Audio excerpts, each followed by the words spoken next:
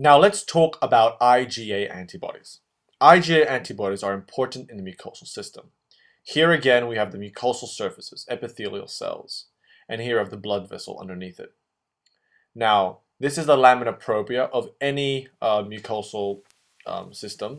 It can be in the nasal, the gut, or the bronchus, for example. I mentioned before that the plasma cells become activated once they leave the blood vessel into the tissue and with the help of T helper cells. So here we have an IgA B lymphoblast leaving the blood vessel and becomes a IgA producing plasma cell. When the plasma cell produces IgA, it produces it in a dimeric form within the mucosal system. The dimeric form is when the two IgA monomers are connected to each other by a J chain. However, if the IgA is secreted in the bloodstream, the IgA is usually monomeric, just one of them secreted, like so. Another important thing is that plasma cells are not usually found in inductive sites, such as in the gut, the inductive site being the Peyer's patches. So plasma cells are not really found in Peyer's patches because plasma cells are effector cells, so they are usually found in the lamina propria, where they can secrete antibodies to protect against infection. Now that the plasma cell has secreted antibodies, these IgA antibodies, what happens next?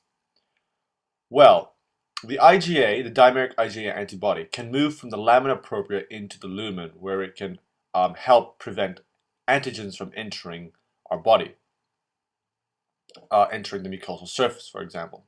There are special receptors on the basal aspect of these epithelial cells called PIGR, which actually has affinity for the dimeric IgA antibodies. And once the IgA antibody binds to the PIGR, it gets endocytized within the cell and then expelled out into the lumen. And now, as it does this, the dimeric IgA antibody, the J chain, takes part of the PIGR receptor and forms the IgA plus the secretory component. So now we have many IgA antibodies within the lumen. So what do they do now? How do they prevent antibodies from invading or causing an infection within the mucosal surfaces? Well, for example, it can do three things. If we have antigen pathogens within the lumen, the secreted IgA form can bind on these pathogens and antigens and neutralize them, so prevent them from invading or infiltrating a cell.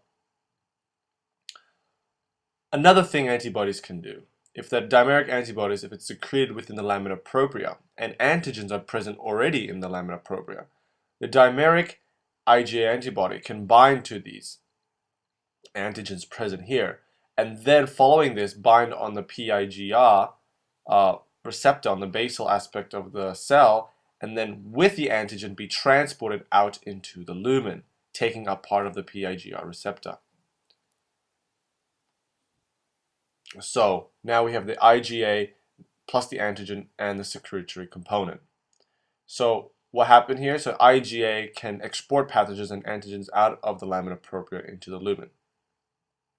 And the final thing, or one of the other main things that IgA antibodies can do, is that if an antigen has infiltrated a cell, the IgA antibody can bind to the PIGR receptor of the cell that has been infiltrated and essentially bind with the antigen within the cell and then transport it out.